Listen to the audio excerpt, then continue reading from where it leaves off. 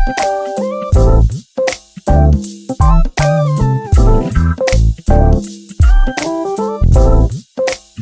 right, thank you. So the time is 6:08 p.m.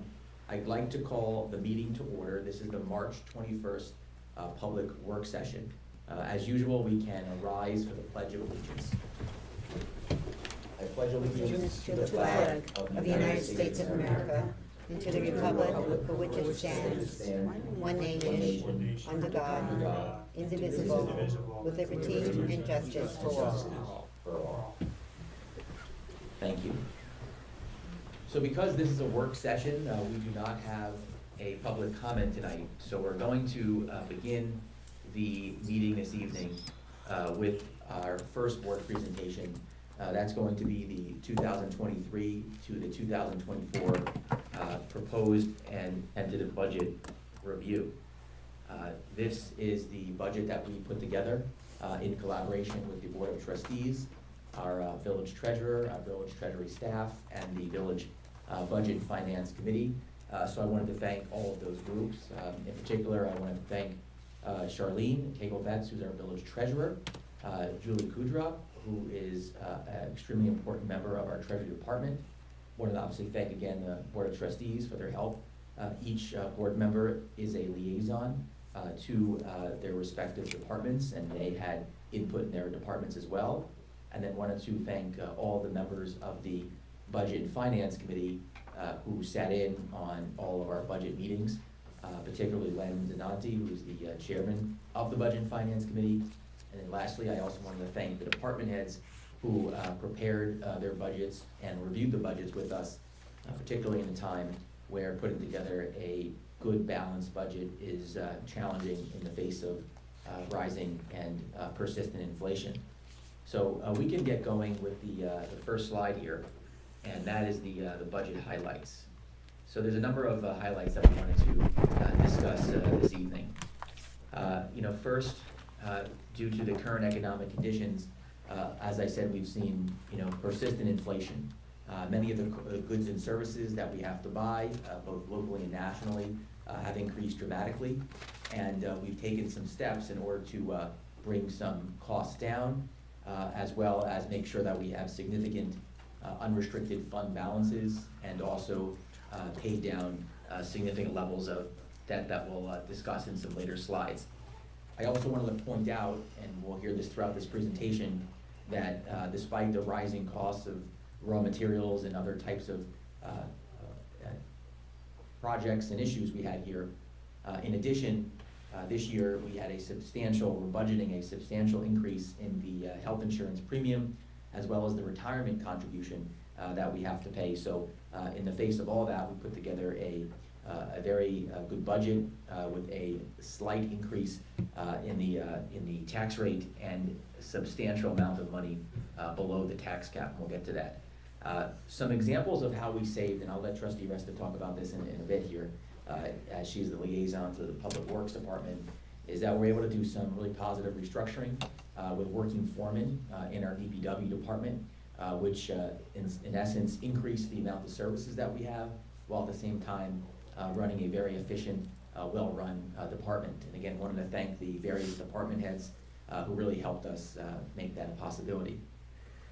We're also going to be funding larger capital projects over the next 5 years, and we've got substantial unrestricted fund balances. And then several years ago, we also created a water quality fund that's still got about $3.6 million in there.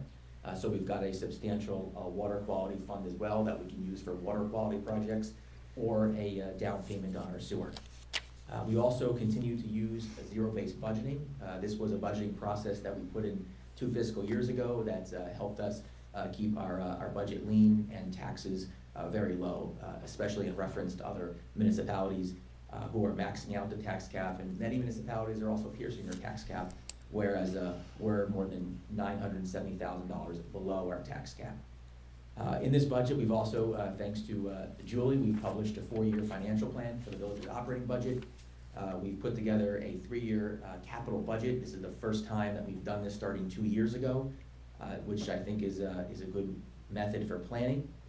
We've also included a new chart for discretionary versus non-discretionary funding, so the village residents can see what we have really control over and what we don't. And there's some also positive things that we wanted to add, including the fact that we have added a new full-time position for a public safety dispatcher to help out our dispatchers and to help keep our village safe. We've also executed a 3-year contract with the fire district. Wanted to thank Trustee Stevenson, who's the liaison to the fire department, for his work in negotiating that contract, as well as Trustee Manger, who helped Trustee Stevenson negotiate a much improved contract than we've had in prior years. And this contract helps the fire district, helps us fund some capital purchases. So this is a much better contract than we've had in prior years. We've also created a separate budget for ocean rescue, again, to prioritize public safety as a beach community. With a short lifeguard span. Once our lifeguards go back to school and the lifeguard season ends, we have ocean rescue not only working during the summer on all of our beaches, but year-round to keep our village residents, swimmers, and surfers safe. And then in addition, we have also added several part-time code enforcement officers to our budget to help with quality of life initiatives. And then in addition, we have continued the service of online property tax payments to expedite revenue collections. I wanted to thank the board and Charlene for this as well. This is excellent. Prior to us joining the board, you would have to actually pay all your taxes via check, but now you can actually pay your taxes online, including on the See Click Fix app. And we've also implemented new online summer beach permits using Civic Rec, and wanted to thank our village clerk, Kathy Sweeney, for her help there. And our village clerk has also helped us obtain a number of grants to help keep our clerk's office organized, so thank you to Kathy as well. And then in addition, we're working on a number of initiatives that we'd like to implement, and we've worked on the sewer district and the design of the Southampton Village Sewer District, and we've also identified and are in the process of acquiring a site for the sewer treatment plant, and we're hoping to announce that on a relatively short-term basis. So if we can keep on moving along here, we can go to the next slide. And this is the overall tentative budget. And you'll see here that we have, despite inflation, we have a very modest 1.7% increase in overall spending. And we have a even more modest 0.87% increase in the overall amount to be raised by taxation. And then with some new tax assessments, we have a 8-cent increase in the tax rate per 100, and which simply is a 0.4% increase in the tax rate. Again, this is extremely modest when you're looking at a 6% increase of inflation or CPI that we're getting from the federal government, and that might even be too low.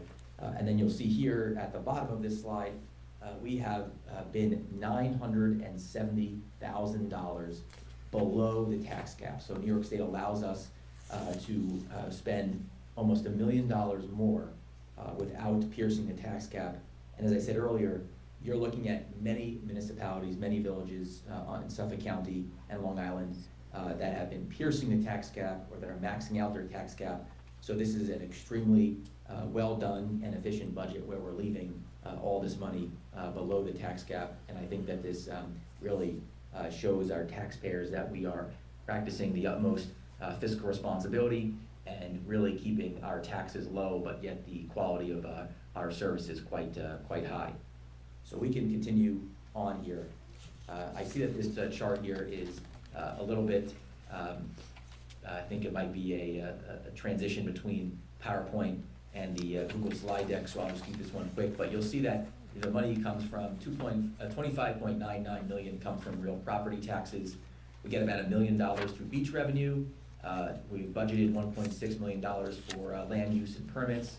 Again, there's some fines and fees, federal state aid, other miscellaneous income, etc. So we've got a $33.7 million budget via revenues. And if you go to the next slide, thank you, Sage, you'll see where the money is spent. Again, we can put out a slide that is a little more formatted better. Again, there's a little bit of a transitional issue with Keynote here, but you'll see here where the money is being spent. And we can go to the next slide here. So this is a chart that we really like to show, and it really illustrates what's gone on almost over the last 20 years, and then where we stepped in here.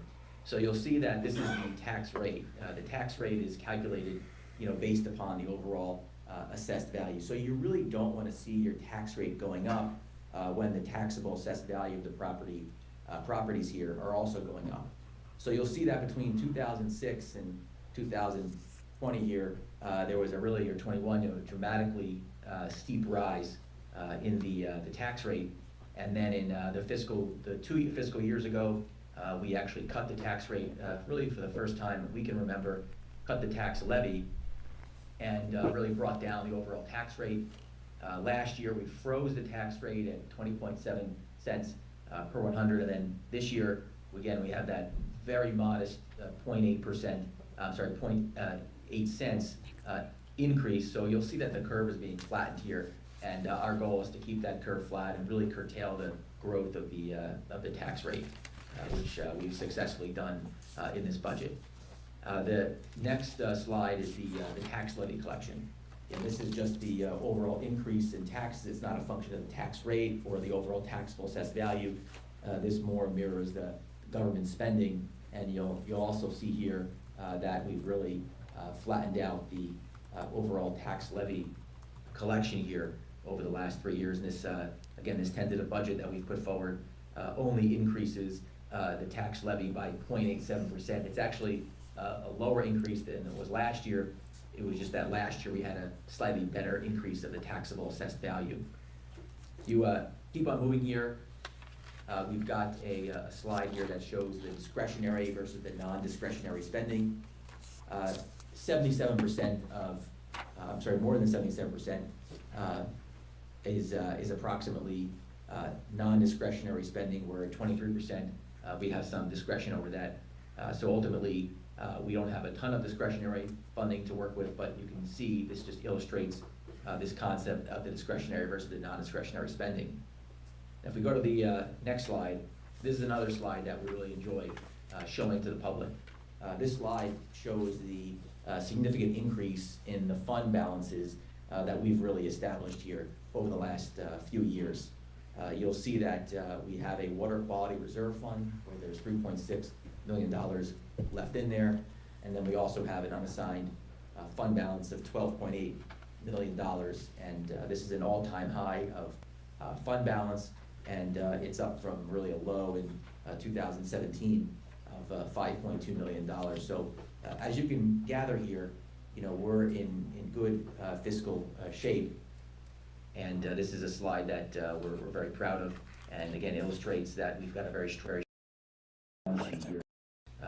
here over in Southampton Village. So again, we can keep on moving here. There's a slide here that shows the outstanding bond indebtedness, and this is again is a reflection of really how strong our balance sheet is and how much we've done to keep our village in good financial shape. In addition to keeping the tax rate low and taxes flat, as well as increasing the overall fund balances, you'll see that over the last several years, we've also made significant progress in paying down our debt, and we're projecting that at the end of this fiscal year, we'll have $6.3 million in debt. So up from 2018, where there was $10 million, we've paid down 40% of the overall outstanding bond indebtedness while not taking out any debt. So cash balances on our balance sheet are up, outstanding bond indebtedness is down, tax rate is flat, and we are in good shape here. So the next slide here just shows the average homeowner how their tax bill is going to look. And if you own a market value $1.5 million home, you're going to see a mere increase of $9.75 on your tax bill. If you own an $800,000 home, your tax bill will go up by $5 versus last year. And if you own a $5 million market value home, you'll see a $33 increase. So again, our balance sheet is in good shape, our financials are in good shape, and when you get your tax bill, thanks to a good budget that this board put together, as well as the department heads in our treasury team, you'll see this reflected in your tax bill. Now, the rest of the budget really is just simply, the department by department, line items. And so this budget is available to the public as of today. Anyone who'd like a copy is welcome to pick it up. And in addition, we will have a public hearing at our first meeting in April. And at that meeting, residents can make public comment on this budget.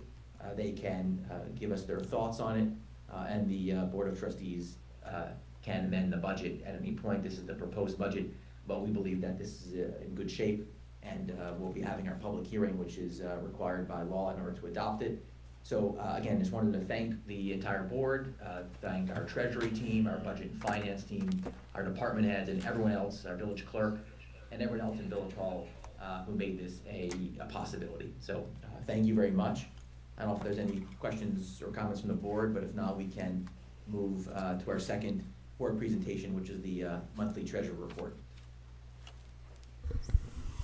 Thank you, Mayor. So take this off the screen if you'd like, and we can carry on with the meeting.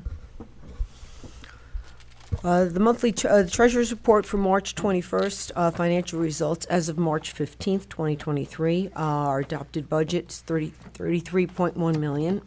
We've received $34.9 million in revenue at this point.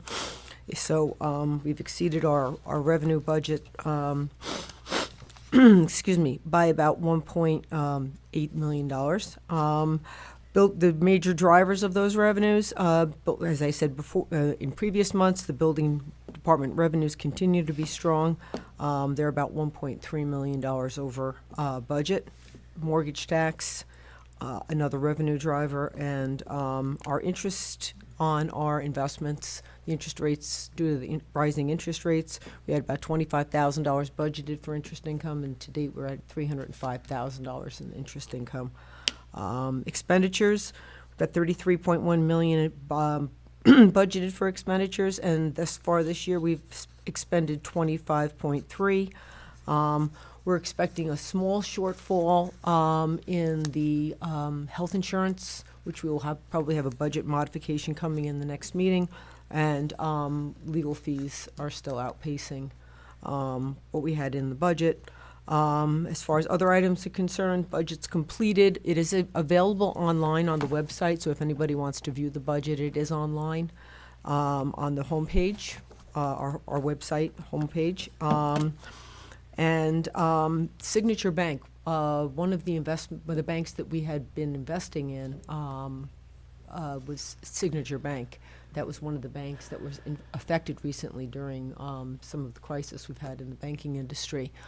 What we did, just so the public and the board is aware, village municipal deposits are a little bit unique because they are covered under General Municipal Law Section 10 that states that when we invest public funds in the bank, any amounts that are on deposit which are in excess of the FDIC insurance of $250,000 have to be collateralized by pledges of the bank's own securities. And those securities are actually very specifically listed as like treasuries, home loan letters of credit, federally backed guaranteed securities have to be pledged with a custodial third-party bank and held.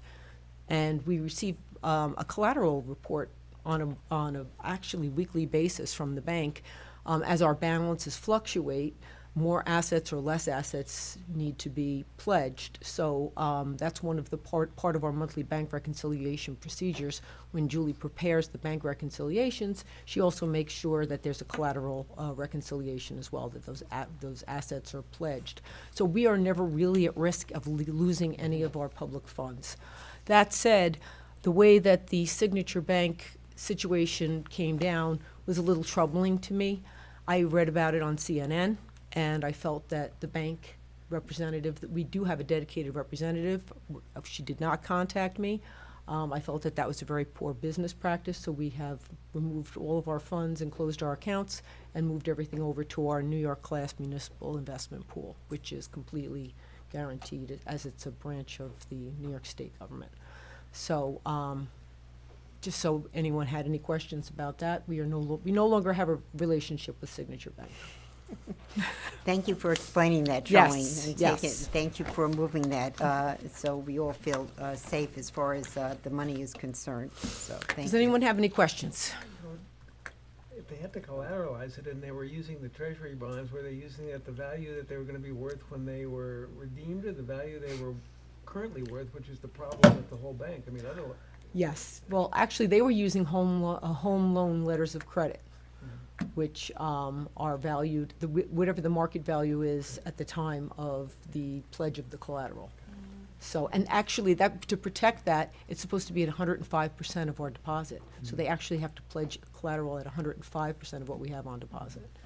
So to take into consideration the market fluctuations. So that is the one thing about New York State. And other other states do not have the same regulations, but New York State's very protective about public funds, and which is why we're safe. It's like money in the bank.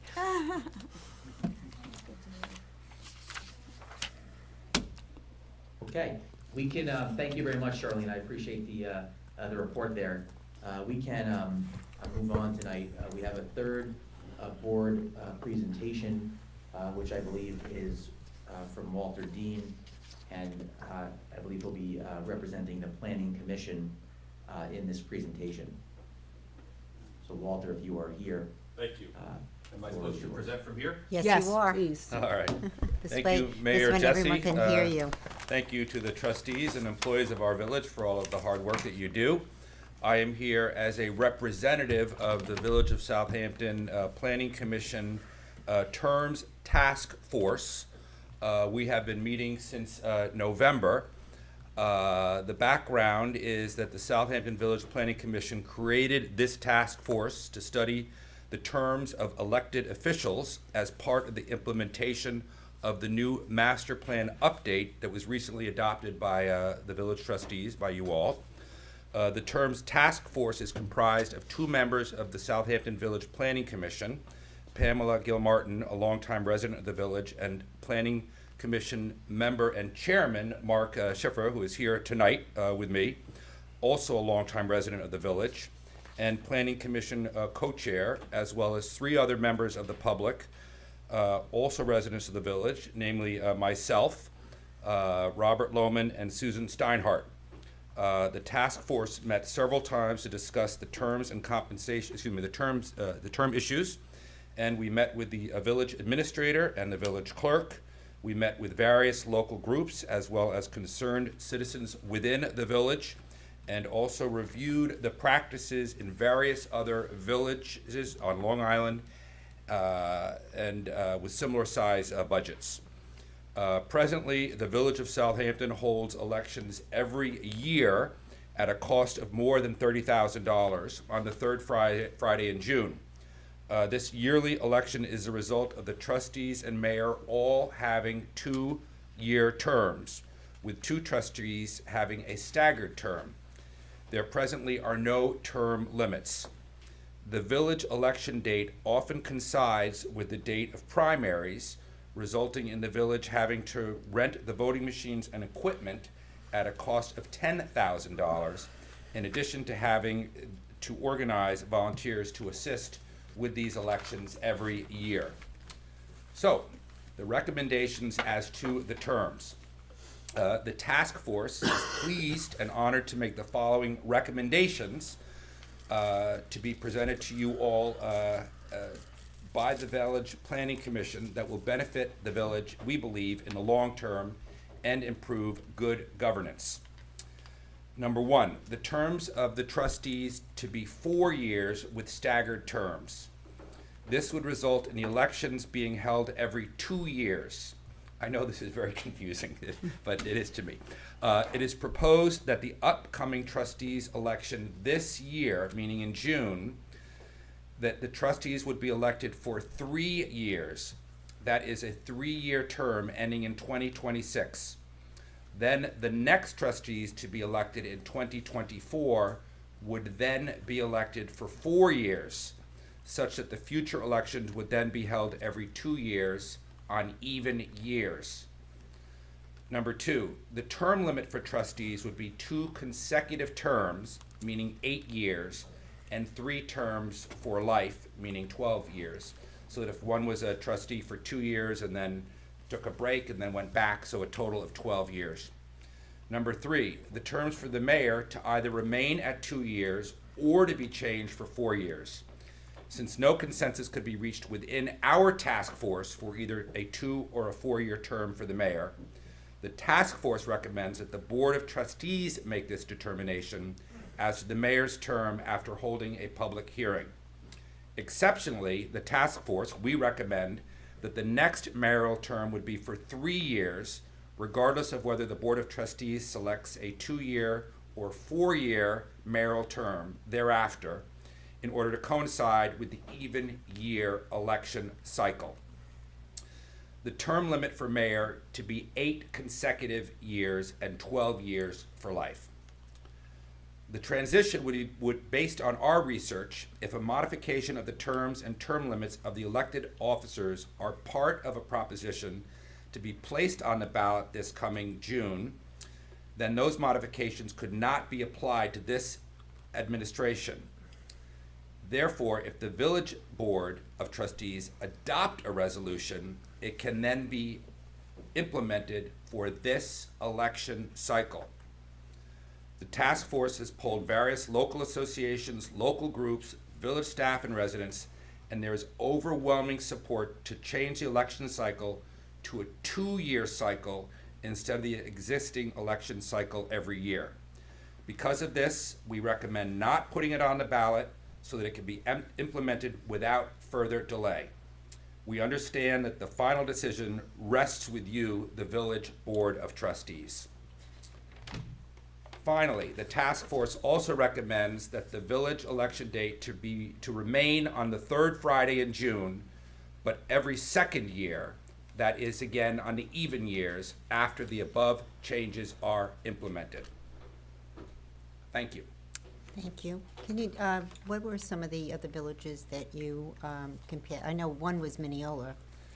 I think we went to every town on Long Island, that's correct, so. Yeah. We covered the whole I know island. there were a few, I know. And certainly similar villages, Sag Harbor, et cetera, but we worked very hard to make sure that we weren't doing something that was a one-off. Basically, what we found was that what we are doing here is more of a one-off. But we focused on Long Island. Thank you.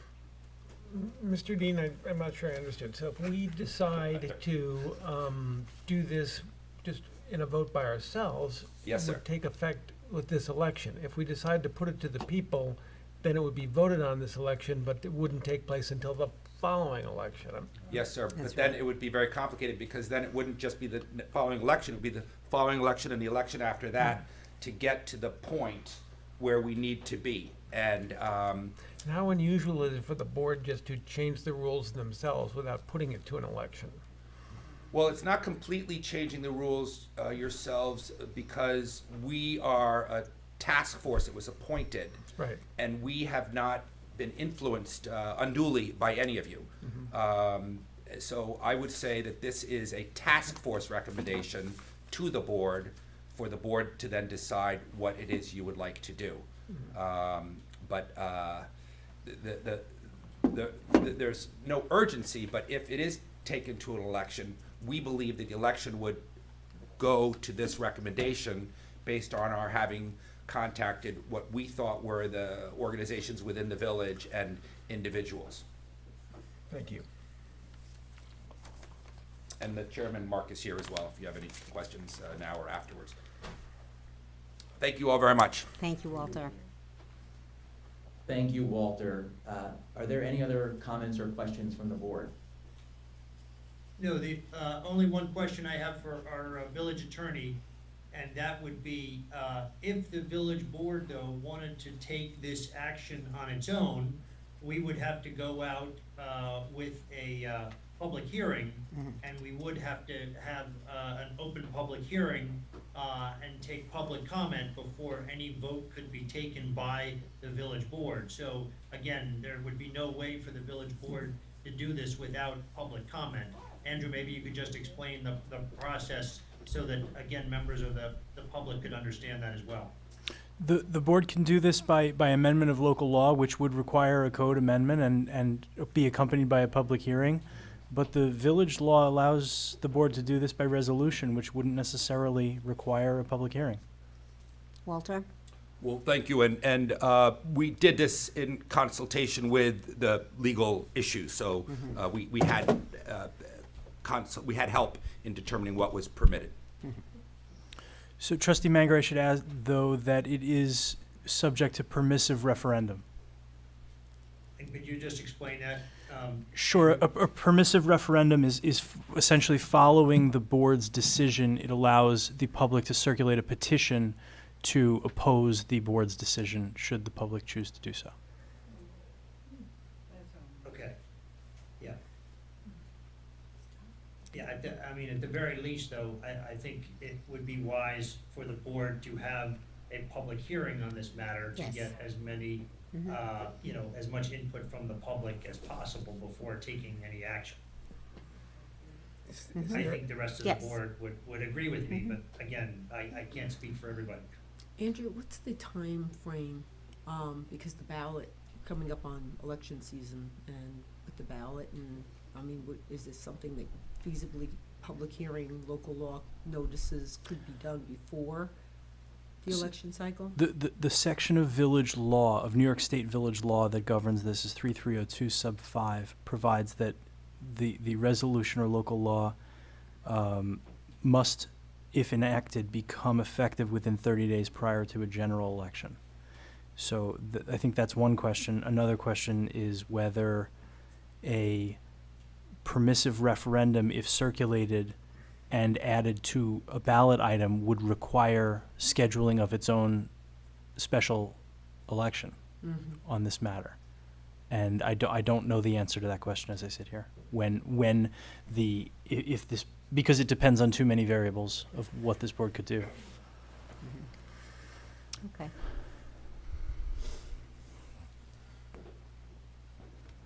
All right, thank you. The only thing I would say, a few quick points, and first I wanted to thank Walter for his time. Walter has done a lot, Walter Dean has done a lot for the village, whether it's making this presentation or you know, working with us on bike racks or beautification initiatives. We really just wanted to say thank you on behalf of the Board of Trustees to Walter Dean, who's volunteered his time throughout the years for the village. So first and foremost, just wanted to thank Walter Dean. Secondly, I just wanted to make a few quick comments here. I noticed that the task force had said that the elections typically cost $30,000 per year. In our budget that we just presented, we had budgeted, LY, the last fiscal year was $15,723, and we budgeted $10,000. So really a very small portion of our overall budget. And again, we budgeted $10,000, and last year was about $15,000. And then Bill, you had asked about the permissive referendum, which is where the village residents could petition to put it on the ballot if the Board of Trustees went ahead and did it without putting it on the ballot. But just so you're aware, if I'm not mistaken, a permissive referendum would require 20% of the village voter base to actually sign the petition, which would be about 700 signatures. And I would say that would be very difficult to get for anybody in the middle of the spring to track down 700 people in the village to sign the petition. So if the Board of Trustees did do this without a mandatory referendum, it would probably be very hard for village residents who disagreed with this to go about that permissive referendum process. But ultimately, I appreciate the time that was spent on this. So the public knows this was not a request on my end, but obviously I do appreciate everyone's time, and if this is something that the public wants, obviously we can do that for them. But for me, this wasn't something that I had obviously pitched or proposed to the Planning Commission. But again, I do appreciate everyone's time and efforts in bringing this to light for public discussion. And Bill, I do agree with you about having a public hearing on this. I think that'd be the most fair and equitable way to discuss this, rather than the Board of Trustees just passing a resolution with a permissive referendum tonight. I think it would make sense to get some more input from the public. I know the task force already did that, but the more public input, particularly on an issue like this, Yeah.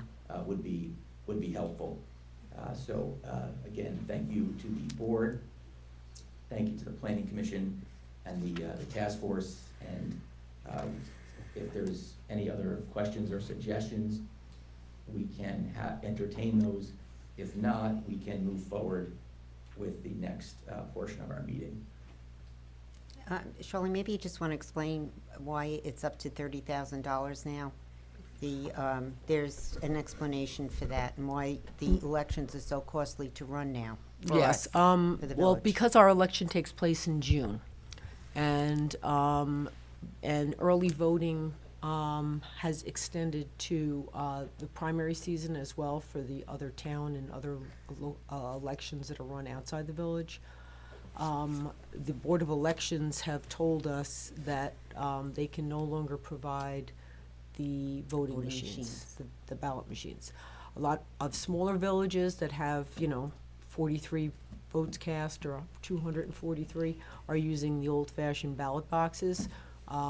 We, of course, have much more activity than that, so we last year leased 2 machines directly from Dominion Voting, which is the company that provides the ballot counters for the Board of Elections. And we had to have one of their staff here in case there's any kind of technical problem. So that cost us about $9,000 last year. So that's quite a big expense to incur on an annual basis.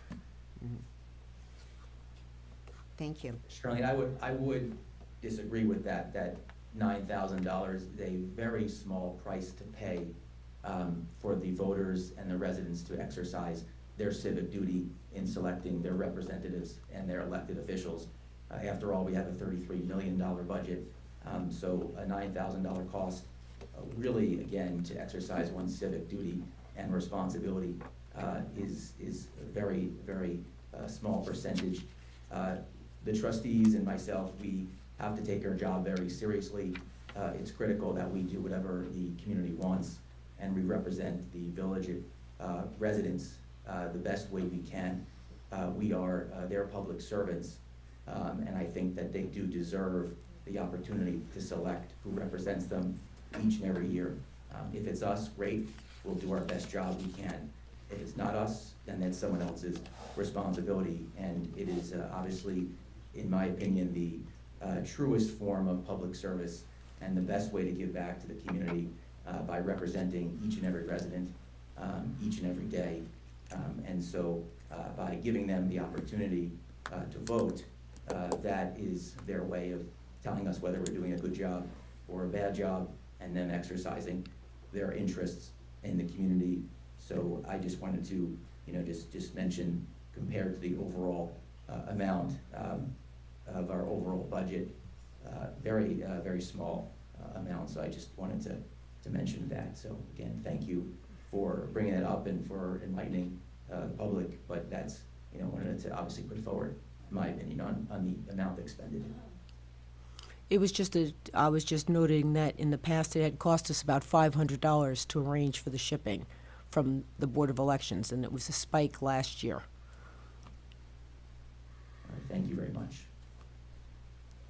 Okay, I think we'll move on here. The next portion of our meeting is the public hearing, and that is the local law 11-2023, the proposal to amend Section 43 of Chapter 110, Schedule L, stopping, standing, and parking restrictions. So I'll make a motion to open this public hearing. Is there a second? Second? All in favor? Aye. Aye. Aye. So if Bill or Gina, you guys wanted to take this from here, I'll turn this over to you guys. Jeannie, you go ahead since you're in the room. Okay. So this public hearing is about the report that came from and the discussions that we've been having since last August, I believe, and the back and forth with the no right turns. And the report, the recommendations from the traffic study are for the no right turns on Corrigan, Somerset, and Bishops between the hours of 3 o'clock p.m. to 7 p.m. Monday through Friday. There's a few other recommendations as far as signage is concerned, and installation of a speed bump on another road. And this is what the recommendations are from it's actually the same study. I believe you were all here and heard the report from the traffic study company. So it's basically that, and we'd like to implement these recommendations. So that's basically what the public hearing is about. So I invite anybody, We have 3 people that have signed up for public comment. okay. We can call you up. Please state your name and address, and you have 3 minutes. Toby Alfred.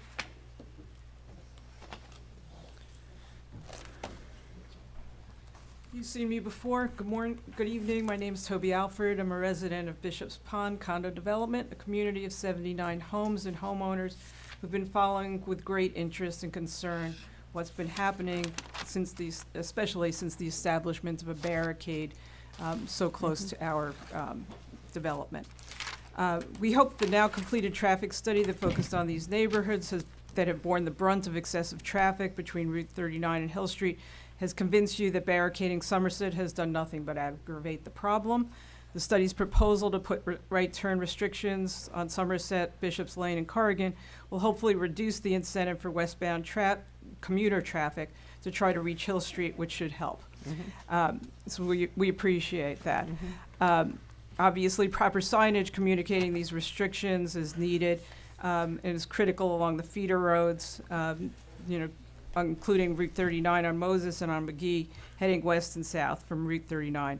I want to reinforce the point that was mentioned here is that these are Monday through Friday. The language of the short traffic study recommendations and the proposals to enact these changes, that was not obvious to me, even though that was thoroughly discussed at the February meeting, and frankly what we expect to see here. I want to call again for the immediate removal of the barrier at McGee and Somerset. It was wrong to start with. It was implemented in a slapdash, discriminatory, and probably illegal fashion that violated the rights of bikers and pedestrians, was visually offensive and affront to all Southampton Village residents and voters. This bad idea can be rectified by its removal. Finally, I want to caution the trustees that this might not be the end of the traffic problems, which can be overwhelmed by the continuing growth of the Hamptons and the waves of people that it brings. You need to be ready to enforce these new turn restrictions, to consider other tools of traffic control, such as reduced speed limits on residential streets like Somerset, traffic cams, and working with our neighboring communities east and west to help us in the longer term solution. Thank you. Absolutely. Thank you, Toby. Thank you, Toby. David Rung. Yeah, with your permission, I'd like to defer to Sparrow and then I'll follow him. That's Okay. Mr. Zacharias. Good evening, everyone. Spiro Zacharias, 160 Somerset Avenue, Village. Nice to see everyone again. I'm here in support of the board's efforts to transparently and holistically address the significant safety problems on Somerset Avenue, Pleasant Lane, and the adjacent streets in the western region of the village. The residents of Somerset Avenue and Pleasant Lane have consistently emphasized that the issue is one of road safety. These are validated, documented, and independently verified incidents and concerns. We know that routing large volumes of traffic onto streets that are verifiably not designated to be thoroughfares exacerbates the inherent safety problem in the road design. Nelson and Pope actually stated that in their report. Roy, I don't know if you got that point right. They actually validated that concern, right? Reducing traffic volume obviously reduces the probabilities of the safety incidents, and therefore the proposed solution should serve to improve safety. So we're very supportive of it, and we thank you. We ask that you take definitive action to protect the vulnerable residents, pedestrians, cyclists, and property owners who've suffered extensive property damage. We are repeatedly and disproportionately impacted due to both the fact that we are the westernmost north-south cut-through in the village and the fact that our road design is inherently dangerous. And that's why we worked as hard as we did to try to get the board's attention to address the safety concern. There was for no other reason, although many have been asserted. Reducing volume will reduce corresponding risk for significant bodily harm and property damage, and we thank you again for your efforts and attention to this matter. We know it's not easy. We certainly didn't expect that it would create so much consternation, and you have to have a lot of courage to do what you do, and we thank you again. You're very welcome. Thank you. Thank you, Shay. Mr. Rung?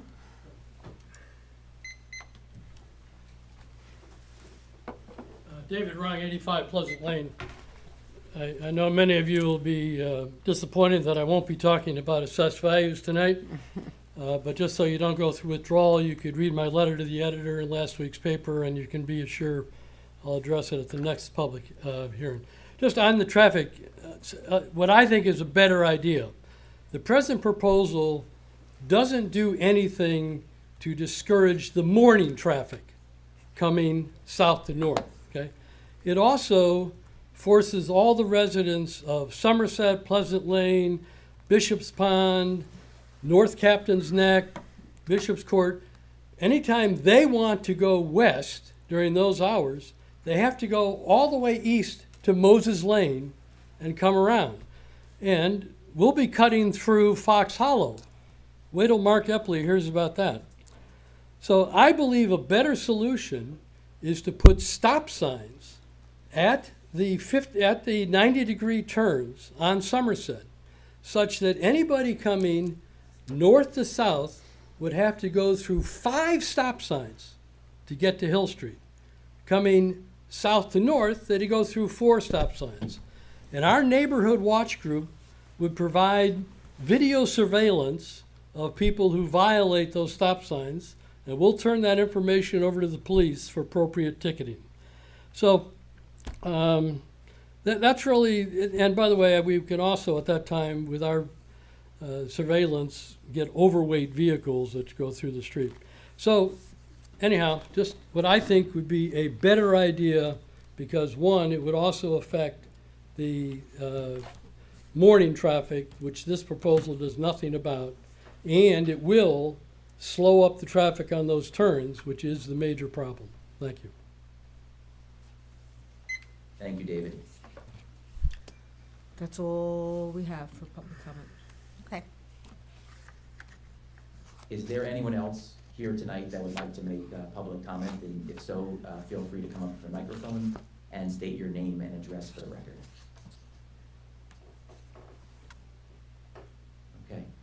Are there any comments from the board members? Yes, thank you. I have a comment. We're all taking these quite serious, and we're looking to do things that we can initiate now. And I'd like to commend our Chief of Police, and I'd like to commend Officer Castle and Sergeant Dunkirk. And I want to tell you about some things that are happening.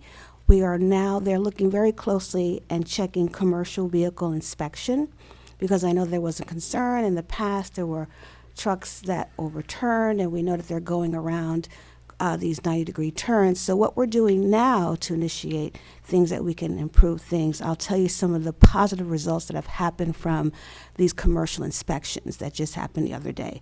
6 trucks were inspected, 34 were ticketed, 5 trucks were taken out of service, 2 operators were taken out of service, and 1 arrest for driving with revoked and suspended license. So our key thing is safety. We do hear you. There are other strategies that we as a board are working together to solve this. So I wanted to keep you abreast of that. Okay? So our goal is safety, enforcing, and by doing this, we're believing we're hitting their pockets. Fines are $1,000 to $5,000 and taking them off the road, and we're deterring them, we believe, by this action for going through our village streets and routing them onto that main county road. So we hear you, we're working, and thank you.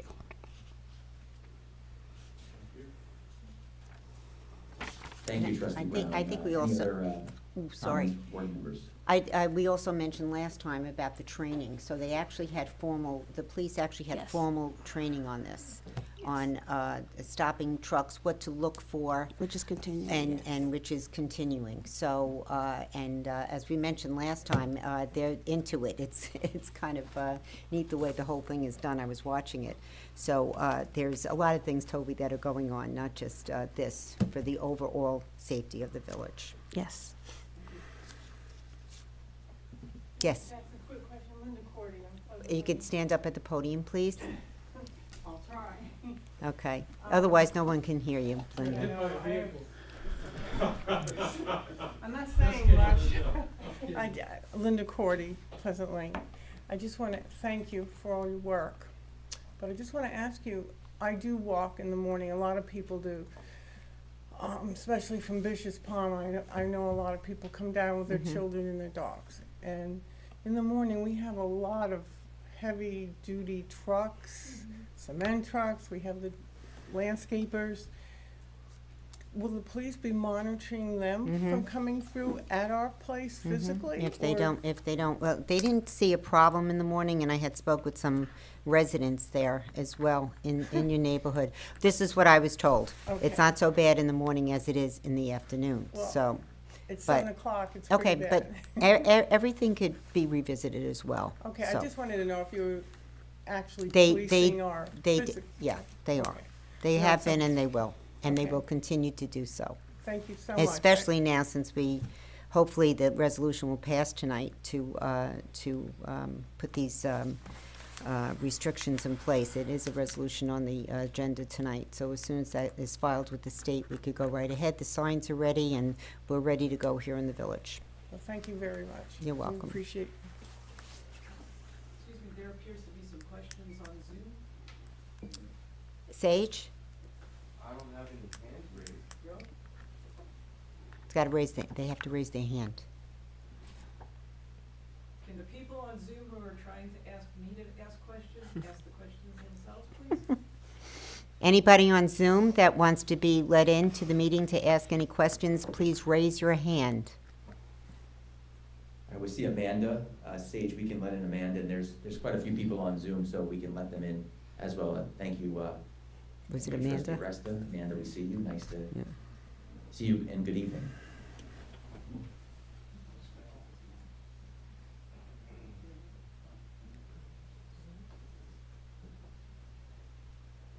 And again, I just wanted to remind the public, you can state your name and address for the record, and you have 3 minutes. So Amanda, you are on mute, but feel free to take mute off at any time, and you're here to listen.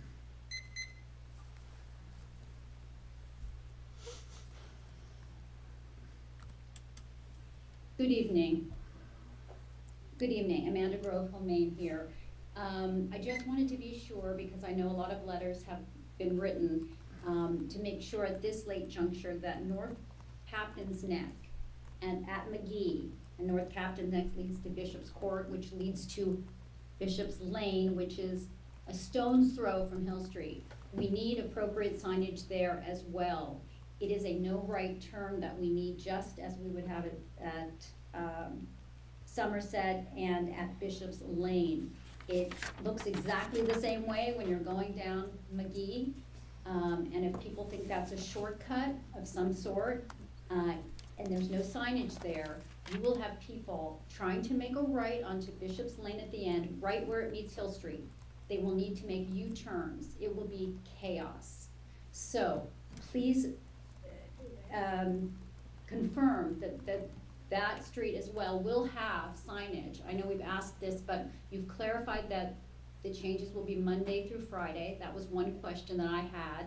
The other question is, we have to make sure that all of the right turns in the past now have signage. So please confirm that that is happening tonight. Thank you. Thank you, Amanda. We could reach out to the Highway Department and the Public Works Department to make sure that all appropriate signage gets put up in a quick and efficient manner. So we'll get on top of that tomorrow morning. Thank you. Thank you very much.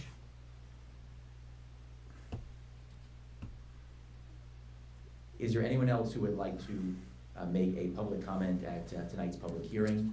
If you're an attendee in the Zoom meeting, feel free to raise your hand and we can let you in for the Zoom meeting.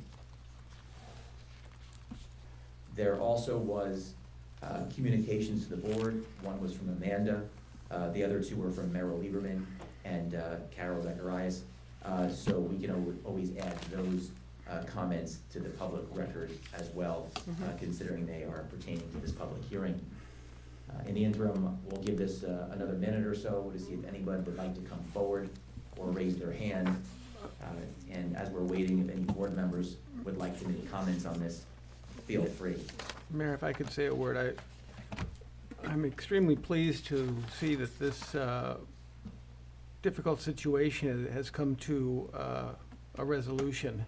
It was difficult, but heartening at the same time to have a difficult problem hashed out, debated, public input, come up with different ideas, and come to what I think is the fairest solution. It's not a great answer. People will be inconvenienced. You won't be able to make right turns to go to New York in the afternoon.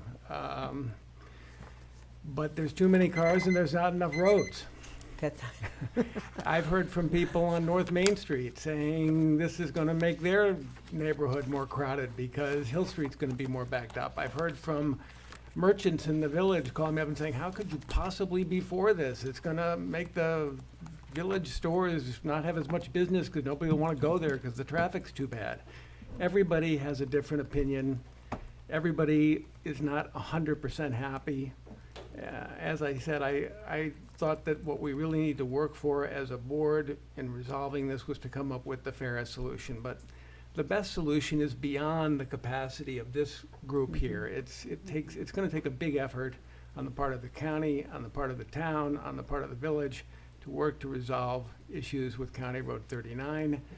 It may be even such a big issue as what's going on with the railroad. Why aren't there more local trains? Why shouldn't that be turned into something else if the railroad doesn't work? I mean, they're really big issues, way beyond our capacity to solve here. But as I said, I'm very, very happy to see that we were able to come to a good solution. And last but not least, I'm sort of disappointed that I didn't get recognized this week by Mr. Rung. He usually recognizes me, but I do think he has a good idea, and he's right about it's not solving the problem in the mornings. And that may be something that needs to be added to put in some additional reasons for people to go slow on all the streets, not just Somerset, but on Bishops and on Corrigan, to slow people going down those streets. And that was not a bad idea. So thank you for that. Thank you all. Appreciate it. Thank you, Trustee Stevenson. Roy, I don't know what you're doing wrong right now to not get that recognition by Mr. Rung, but we'll have to talk about.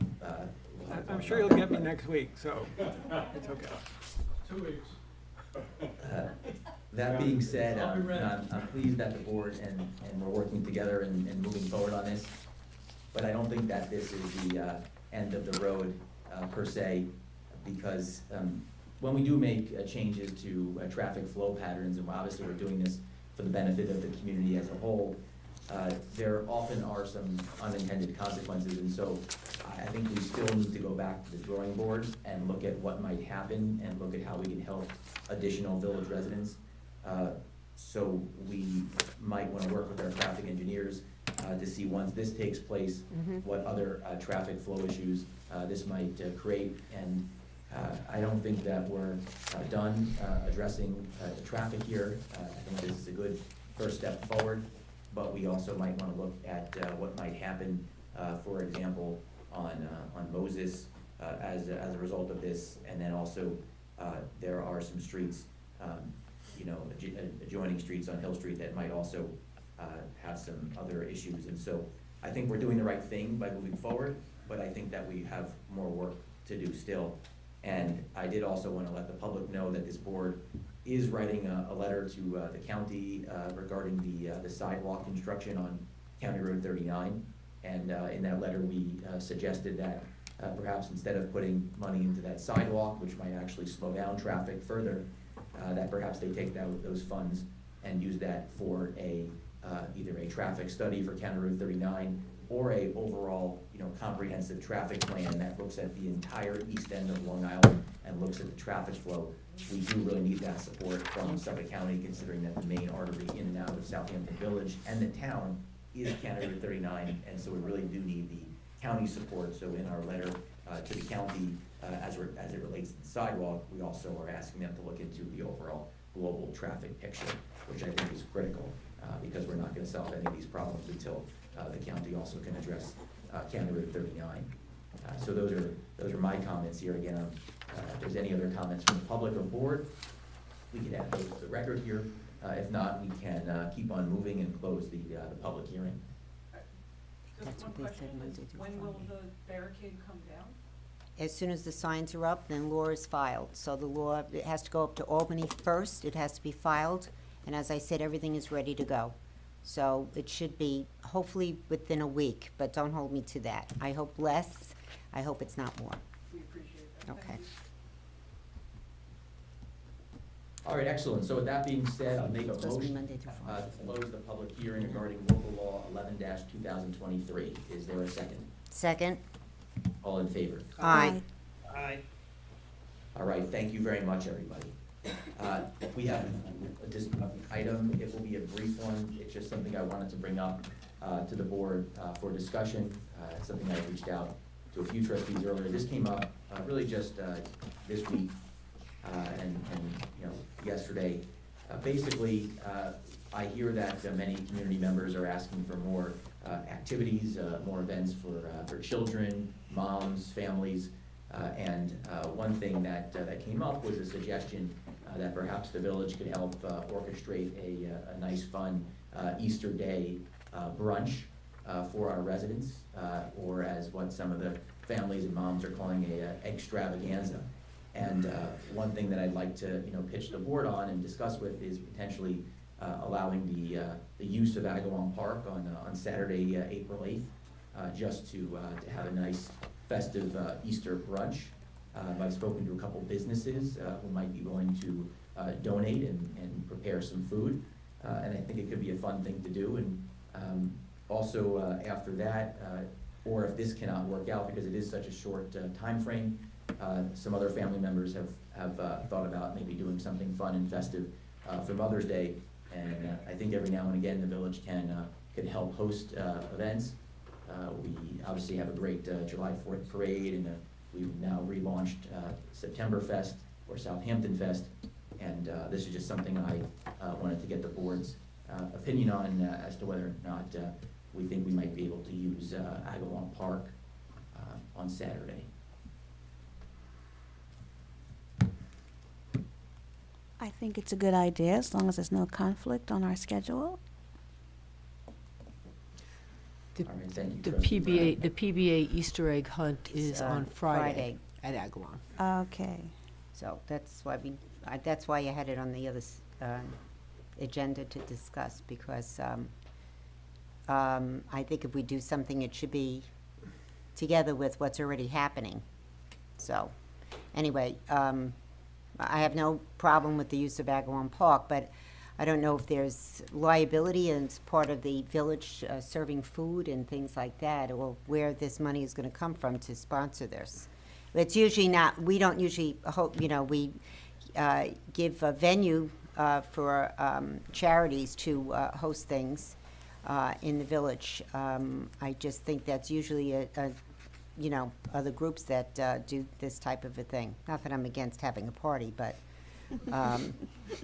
I think this warrants a little further discussion. Well, the other holidays, 4th of July, the Christmas lights, that parade, the Christmas parade are funded by other organizations. I think it's a little bit Easter is a denominational holiday, and all of a sudden we're celebrating Easter with village funds. Then we have other denominations who want their holidays recognized as well, and suddenly the village is in the business of deciding which holidays get recognized and which ones don't. I think it's difficult. I'd be Mother's Day probably a little bit safer, although nowadays maybe not quite so, but it's probably safer. But I don't really see why that the village should be in the financial business of supporting events. I think we have a wonderful village, and as the trustee Aresta said, we can provide the park, we can provide assistance, we can provide publication, but I think this should be something that the Chamber of Commerce takes up, or private groups. I agree with trustee Stevenson, as we had discussed earlier. I also don't think that we should be open up to, I don't know if there's any liability issues here for us, but you know, that's also a big concern of mine as well. That we would be sponsoring event. I'm not even sure if we have to appropriate tax dollars for that, if that's really, you know, what should we be doing with the village taxpayers' money? So those are my thoughts on it. The request is not for any village funds, though that might be nice, a nice help, but that's not, the request is more just to use Agawam Park, and we hope to get some donations from businesses. And it's possible that it is a short time frame, and we might not even be able to get this together in a short time frame. But if not this, I was hoping something else like Mother's Day. Really, I just hear from a lot of residents that they'd like to see some more family activities. When I talk to families here, they like to see more going on in the village. Other villages are having other great events. The village of Sag Harbor is putting on some fun events that weekend. You know, really across Long Island and the east end of Long Island, we're seeing a lot of municipalities do a lot of really fun things. But it'd be nice to do something here locally in the village that's inclusive of everybody. So that's just really why I'm asking for the use of Agawam Park, but also understand that if it's not something that the board wants to do, I totally understand that. Maybe we should invite the Chamber of Commerce into the conversation. Or Rotary, I mean, we have a lot of other. Well, even the Rotary groups, hearse. Jesse, in the village, I think, you know, the best thing to do, again, is to have a little more time and to also have a lead agency, as it were. So it could be the History Museum, it could be SAC, it could be the Cultural Center, somebody that would sort of take the bull by the horns and get the thing organized. You know, because it doesn't seem like this maybe has had as much thought put into it, and it's a little bit last minute. I mean, I think it's great to, I mean, you know, anyone can go to Agawam Park, but it would be nice if maybe there was a lead group that was gonna try and organize this, but maybe one of these organizations that I just named could organize something for Mother's Day, as you suggested. It gives them a little more lead time, and they could put something on that's very nice. It wouldn't conflict with what the PBA is doing with the Easter event that they're holding the day before in Agawam Park. And again, something for Mother's Day might be a nice option. The weather would be I'm hoping, be a little bit warmer and nicer by May. And again, it would give some of these organizations a little more time to put something together. I'm thinking more along the lines of Septemberfest, which, as a business, I helped sponsor, and other businesses sponsored, and we had a fantastic day for Septemberfest. Trustee Brown just handed me a piece of paper where she called it the Spring Affair. The Spring Fair. So, I think those ideas would be great, Jesse. Rather than tying it to a specific religious holiday, we could just do it on sort of on a day where everybody's not going out with their family or whatever already, maybe. Great idea. We should provide more stuff for the citizens, but maybe in a more generic way. Okay, is there any other comments from the board? Okay. So we'll get moving here. Charlene, I'll turn this over to you. We now have our suggested resolutions, and you can take it from here, so thank you. Thank you. Resolution number 1, resolved that the claims for the warrant dated March 21st, 2023, totaling $1,308,596.59, warrant A-22, General Fund, and $15,979.21, warrant A-23, Utilities Fund, are audited God and bless you. approved. Is there a motion? Motion. Second? Second. All in favor? Aye. Any opposed? Resolution number 2, resolved that the readings of the minutes of the public sessions of February 21st and March 2nd, 2023 are dispensed, and the minutes are accepted as filed by the village clerk, and actions taken at the meeting are ratified and approved. Is there a motion? Motion. Second? Second. All in favor? Aye. Any opposed? Resolution number 3, resolved that the Board of Trustees of the Incorporated Village authorizes the village and hereby approves local law 11-2023, the proposal to amend section 43 of chapter 110, schedule L, stopping, standing, and parking restrictions, recommendations of traffic study. Is there a motion? Motion. Second? Second. All in favor? Aye. Any opposed? Unanimous. Resolution number 4, the Board of Trustees of the Incorporated Village of Southampton authorize the village clerk to publish a notice of public hearing to be held on Thursday, April 15th, 2023 at 6 p.m. as a hybrid in-person/Zoom meeting regarding local law XX of 2023, the proposal to add section 8.1 of chapter 116, Arts and Overlay District. Is there a reason why we don't have a number assigned to it? I don't believe the local law is finalized yet. We don't have a number assigned. Oh, okay, gotcha. All right, so, is there a motion? Motion. Second? Second. All in favor? Aye. Wait, I think you got the date wrong there. I think it's the 13th. That's what I Did you said. say the- I 13th. thought you said the 5th. Okay, I No. thought you said the 15th. I'm No, sorry. 13th. Didn't hear you properly. Okay, 13th, then that's fine, yes, okay. Okay, do we have a second? Second. All in favor? Aye. Any opposed? Unanimous. Resolution number 5, resolved that the Board of Trustees of the Incorporated Village of Southampton authorize the village clerk to publish a notice of public hearing to be held on Thursday, April 13th, 2023 at 6 p.m. as a hybrid in-person/Zoom meeting regarding local law XX 2023, the proposal to amend Chapter 65, Historic Landmark Preservation. Is there a motion? Motion. Second? Second. All in favor? Aye. Any Aye. opposed? Unanimous. I'm going to ask that Resolution 6 be withdrawn. It's a duplication. It's noticing the public hearing for the tentative budget, which was done at the last board meeting. Resolution number 7, do we have to ask for a formal agenda item? If there's a motion to table, that's, Well, we're not it was already tabling, voted we're on. We're not withdrawing tabling, it. we're taking it off. Withdrawing. Withdrawing. you can table it to never touch it again. Okay. But- Oh, That's, you can do that. So can we ask for a resolution to table? Motion to table/withdraw. Is there a second? Second. All in favor? Aye. Aye. Any opposed? Unanimous. Throw it under the table. Throw it under the table. Resolution number 7, resolved that the 2022 LoSAP retirement points listing for all volunteer ambulance workers for the Southampton Village Volunteer Ambulance Department has met the requirement for posting and has been certified by the Village Ambulance Department Chief and is hereby approved. Is there a resolution? A motion? Make the motion. Second? Second. All in favor? Aye. Any? Discussion, is this gonna be on the ballot then as well with the fire departments? Actually, Trustee Menger, this is the service credit for them to receive. It's not the This is the LoSAP. report of all of their service credit hours that has to be sent to Penflex for their contribution. It's approving. this is not the modification of benefits. So what is this exactly doing? I'm confused. Well, every year, the fire department and the ambulance department have to actually compile a report. The report states lists each member and the credit that they're going to be receiving for answering calls.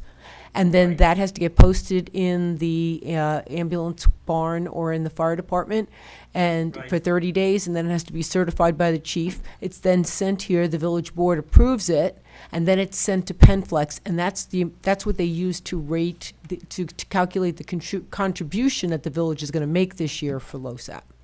This is different Okay. this is different from changing their schedule. This is just Okay, okay. accepting their report. Okay, is there more work that has to be done on this, or this is it for the year then?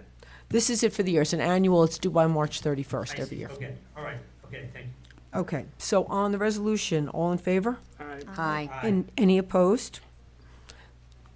It's unanimous. Resolution number 8, resolved that the Board of Trustees accept the fiscal year end May 31st, 2022 audited financial statements and Justice Court report as is submitted from PFK O'Connor Davies LLP Auditing Services. Is there a motion? Motion. Second? Second? Second, All in favor? Aye. Any opposed? Unanimous. Resolution number 9, resolved that the Village of Southampton hereby authorizes the mayor or his designee to execute any documents pertaining to the 2023 Town of Southampton Community Preservation Fund Water Quality Improvement Program application to support estimated project costs associated with the following projects: Old Town Pond, watershed bioswale, $435,894. Wickapog watershed bioswales, $235,113. Phillips Pond watershed bioswales, $194,608. And the Southampton Village Sewer System Engineering, $1,739,430. Is there a motion? Motion. Second? Second? All in Quick favor? discussion. Discussion? Just wanted to quickly point out, this is another great application on behalf of the village to the Southampton Town Community Preservation Fund, and also just wanted to thank the Sewer Task Force. Charlene, thank you for your work on the Sewer Task Force, as well as Trustee Stevenson. But this is a really good step forward for an application of the $1.7 million for the sewer system engineering. There'll be many more of these grants to come, but this is a good first step.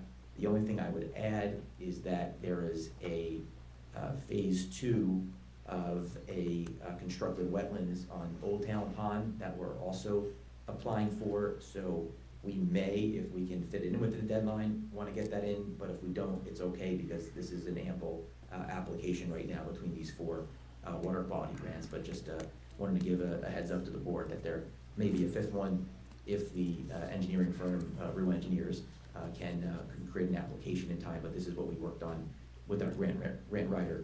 So just wanted to get that out there to the group here. where would the additional one be, Jesse? So we, last year, we earned a grant for over $100,000 to essentially design a constructed wetlands for Old Town Pond.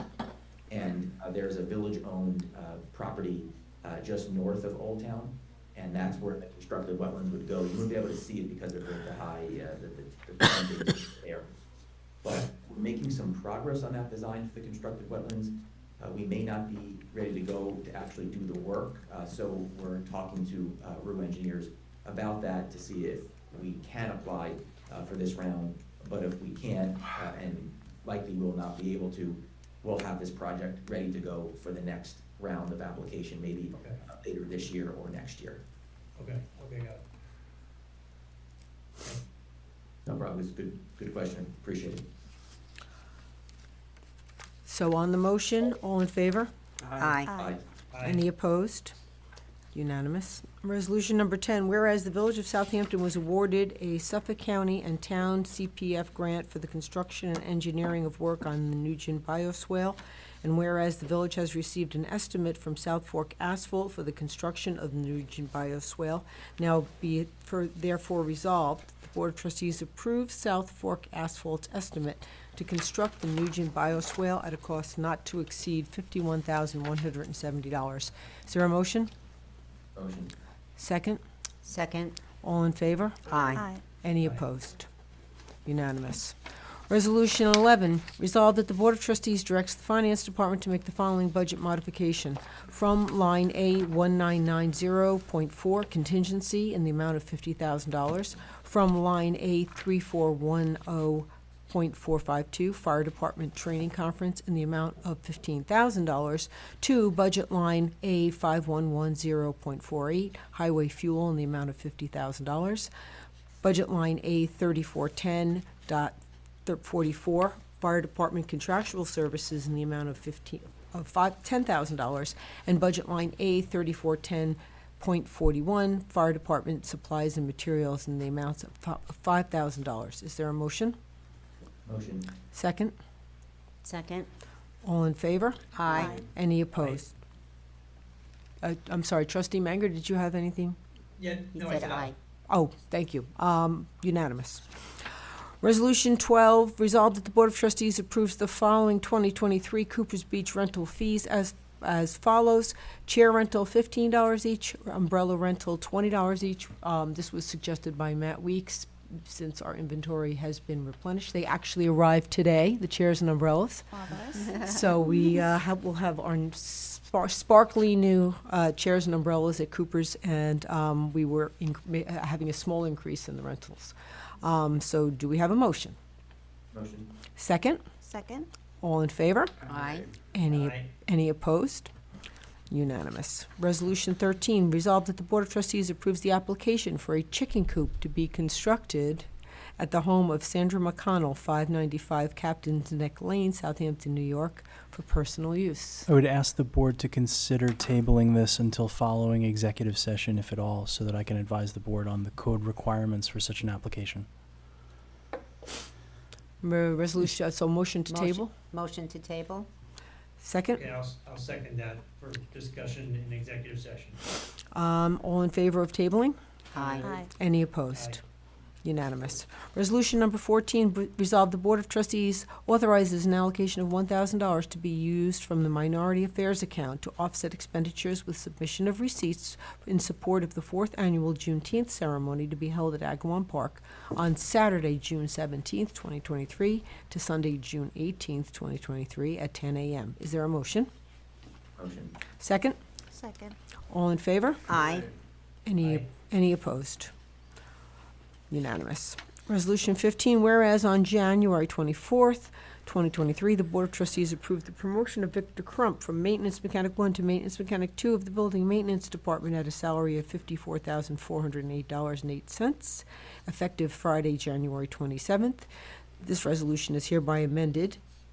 Resolved that the Board of Trustees approves the promotion of Victor Crump to Custodian 2 of the Building Maintenance Department at a salary of $54,408.08, effective Friday, January 27th, 2023. It was simply a Scrivener's error. His title was incorrectly listed in the resolution. He was going from Custodian 1 to Custodian 2. Is there a motion? This was a mistake back in January? Yes, it was, his title was listed incorrectly. The salary is the same. So, we're just correcting his title. Is there a motion? Motion. Second? Second. All in favor? Aye. And any opposed? Unanimous. Resolution number 16, the Board of Trustees approves the request from Dr. James Groff, Islamic Center of the Hamptons, to host its annual EID holiday at Agawam Park on Friday, April 21st, 2021, during the hours of 8 a.m. to 10 a.m. Is there a motion? Motion. Second? Second. All in favor? Aye. Any Aye. opposed? Unanimous. Resolution number 17, resolved the Board of Trustees recognizes the last Friday in April as National Arbor Day.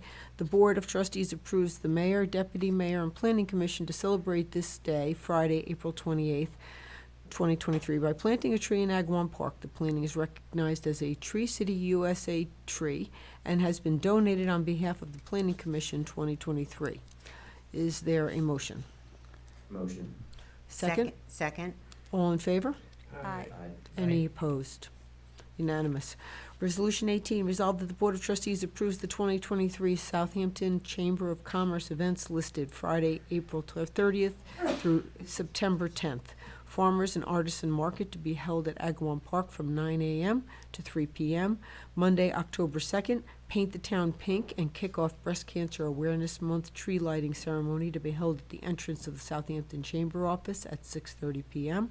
Saturday, November 25th, 27th Annual Fire Truck Parade of Lights held in conjunction with the Southampton Fire Department commencing at dark at 4:45 p.m. This event is also in conjunction with the Village Decorating Committee, tree lighting ceremony at Agawam Park at 5:15 p.m. Saturday, December 2nd, Southampton It's a Wonderful Village consists of all-day events to shop, dine, and stroll Southampton Village. Is there a motion? Motion. Second? Second? All in favor? Aye. Any Aye. opposed? Unanimous. Resolution number 19, resolved that the Board of Trustees approves the temporary closure of Job's Lane between Windmill Lane and Main Street for its second annual Southampton Fashion Week on Friday, August 25th, 2023, from 6:30 p.m. to 7:30 p.m. This event will be pre-coordinated with Southampton Village Police Department, Acting Chief Hertow, SAC Joe Diamond, and Trustee Brown. Time frame will be the same as in 2022. Is there a motion? Motion? Second? Second? All in favor? Quick discussion. I think I want to applaud Trustee Robin Brown for working on the second annual Southampton Fashion Week, and also thank the Police Department, Chief Hertow, and Southampton Art Center for their efforts. It was a nice event last year. The only thing that I will say is that we did receive a complaint from one of the business owners in the restaurant business, and that business had requested that either we don't close the street for that hour as it hurt, that business, or potentially do this a little bit later in the evening. So I just wanted to let the board know about that as a precaution here. Perhaps we might want to talk to a few more business owners on Job's Lane to see if this is something that they in fact support or don't support.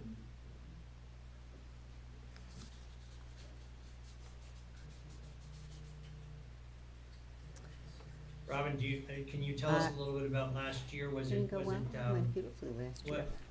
Well, what I'm works for just so you? surprised because it was quite successful. They honored their time frame to the absolute minute. It was safe, and it brought in a lot of business for our retail vendors.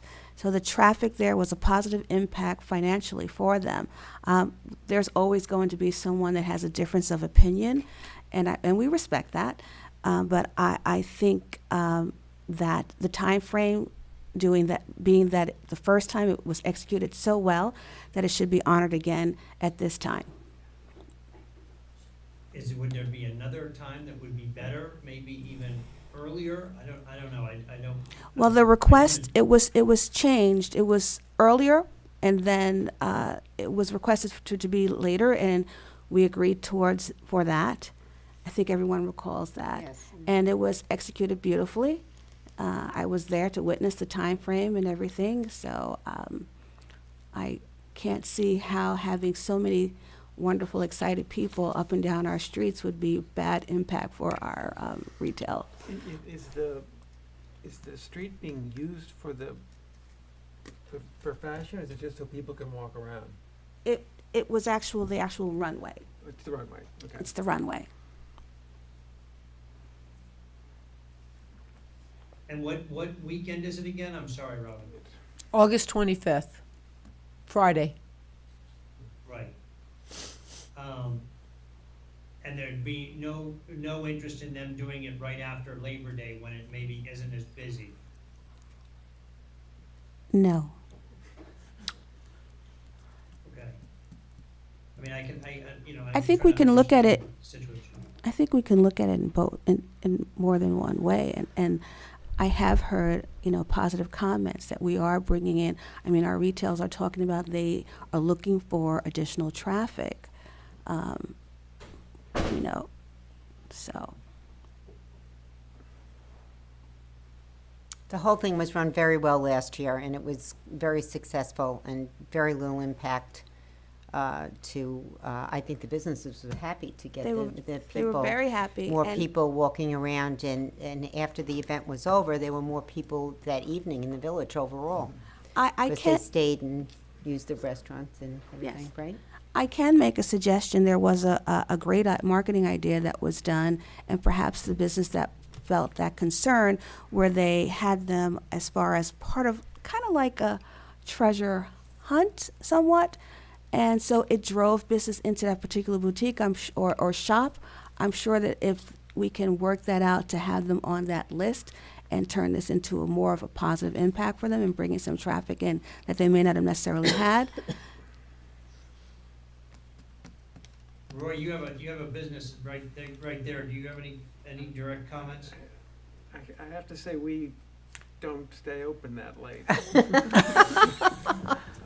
So, There goes that. That's why we made it. you know, that said, I was extremely concerned that I would hear a lot of complaints just because of closing Job's Lane at all. And I have to say, I didn't really hear any. I just heard good things. There you So go. I think Robin's right. Somebody's always gonna complain. I'm sorry it was a fellow village business owner, but to me, having people walk around on the street is great as long as it doesn't create a huge traffic jam. And according to Captain Hertow, acting Captain Hertow, it did not. So Did not. I'd have to say I'd go with it. There were signs posted beforehand that the road would Several be days closed. There before. were a lot of things that were done and put in place, Trustee Manger, before the event to let people that travel through the village know that that street was going to be closed for that 1 hour. Right. I'm just trying to figure out how to have the least amount of impact. I guess, you know, an hour is not really that long. Mhm. And did it open up right away Yeah. at 7:30? Exactly on Exactly. time. I have videos. Okay. All right. It was a really nice event, Trustee Manger. It was very well Yeah. put out. And as I said, I'm sure we can have a discussion, and we'd be glad to assist the person if we can drive some business into their shop. We can have a discussion later. Okay. Right, again, you Okay. know, I'm just reiterating and communicating, you know, some of the feedback, you know, that I got. Sometimes people like to bring that to my attention, and, you know, for example, if you're a restaurant business owner, and you have a restaurant on Job's Lane, your prime hours are 6:30 to 7:30, and you're really, this is one of the last few weekends you have to make all of your money. And so ultimately, if you lose that window on one of the most important evenings of the year, it could actually be very costly to business owners. What the business owners told me, the restaurants there, is that, you know, because the street was closed, and I'm all for supporting, you know, the street closures, if we do it in a well-coordinated way, that, you know, the issue there is that they lost some of the parking and they lost some of the walk-in traffic. And I just wanted to communicate what I heard from the business owners, the restaurant owners on Job's Lane, not the retail shop owners who likely might close it at 6. It's not affecting people on Main Street for that matter. There's just, you know, 2 or 3 restaurants on Job's Lane that might bear the brunt of the financial loss here. So I just wanted to let the board know that's what I had heard. Well, thank you, Mr. Mayor, and that's great while we're having these discussions, and I think we can come with some creative solutions as far as putting them on the map and with the that we had before, and letting people know of the restaurants, and just so you know that the sidewalks were still open. It was several days announced in advance for the parking, and we're more than willing to, you know, that's the beauty of coming together as a team and thinking of some creative ways. And I have a couple of ideas that I won't discuss any further right now as far as drumming in some attention and clients into the restaurants. And I thank the board for your support. Thank you. Thank you. So on the motion, all in favor? Aye. Any opposed? Unanimous. No, he said No, opposed. Jesse was opposed. Just, okay, 1 opposed. I thought, okay. 4 to 1. Motion carries. Resolution number 20, resolved that the Board of Trustees approves the Rogers Memorial Library to Wants more host its events and then he annual votes against it. October movie at Agawam Park on Tuesday. Oh, outdoor movie, I'm sorry. Put the glasses on. At Agawam Park on Tuesday, August 29th, from 8 p.m. to 10 p.m. Is there a motion? Motion. Second? Second. All in favor? Wait, discussion, does that interfere with Shakespeare in the Park at all? No. Mm-mm. I Different get date. confused with these Different calendars date. again. Different date. Okay. Don't worry, And I know the village Tracy clerk, does- The Yeah. village clerk keeps track. SAC does movies in their, garden also, so I don't know, there's lots of outdoor movies going on. There's a lot of events. The village clerk has a very large calendar on her wall, so she keeps track of Okay. all of these things. And Is Jade that has, the same night now that we've just closed down Jones Lane? No, Shame on you. you'll be getting lots of texts from Jada, it's the following too. Tuesday. Yeah, so Jada has a great calendar, and she sends out once a week to all the trustees, so Hard we to can keep of. track. Okay, I got it. Done a very nice job. On the motion, all in favor? Aye. Aye. Any opposed? Unanimous. Resolution number 21, the Board of Trustees approved on March 2nd the Massapequa Bike Park Bike Club to hold its 2023 tour of the Hamptons on Saturday, October 1st, from 6 a.m. to 6 p.m. This event is expecting 700 participants to start and will be starting at Southampton High School. All funds raised will be donated to the American Heart Association. Now, therefore, this resolution shall be amended as follows. The Board of Trustees approves the events and funds raised will be donated to the Southampton High School, East Hampton High School, New York Bicycling Coalition, the Retreat, Maureen's Haven, Southampton Fresh Air Fund Home, and the Bridgehampton Child Care Center. Is there a motion? Motion. Second? Second. All in favor? Aye. Aye. Any opposed? Unanimous. Resolution number 22, whereas the Board of Trustees approved at our meeting held on February 9th, 2023, the 2023 Summer Concerts in the Park and Shakespeare in the Park series. Now therefore be it resolved that the Nancy Atlas concert scheduled for Sunday, March 28th, 2023, has been rescheduled to be held on Friday, May 28th to May 26th, 2023. Is there a motion? Motion. Second? Second? All in favor? Aye. Any opposed? Resolution's unanimous, and that concludes the resolution portion. All right, thank you very much, Charlene. We'll move forward with comments from board members, and we'll start with trustee Aresta. Thank you, Mr. Mayor. I just wanted to explain a little bit more about the restructuring. The mayor, when he presented the budget, said that the restructuring, the reorganization of our Department of Public Works was a very big factor in keeping the taxes where they are. We actually redid the organizational chart, and it saved over $400,000 to village taxpayers. Nice. And we did, yeah, it was really nice. Took a while, right, Charlene? But we got it done. And so instead of having, we will have a superintendent, deputy superintendent, and then instead of having supervisors, they're foremans that oversee the departments. And the other difference is that they are working foremans, so they will not just supervise, stand there and supervise, they actually work with the men. So this resulted in a savings, I believe it was over $400,000. So I just wanted to, yeah, it was a good thing. Took a while, but it did it. So I have the reorg chart here. So the other thing that they're working on, they've been very busy, DPW. We're talking about spring and summer events already, and the beach. The flower box is all ready to go for downtown area. The flowers are not, of course, we wait until a few more weeks until it's safe, but they are ready to go.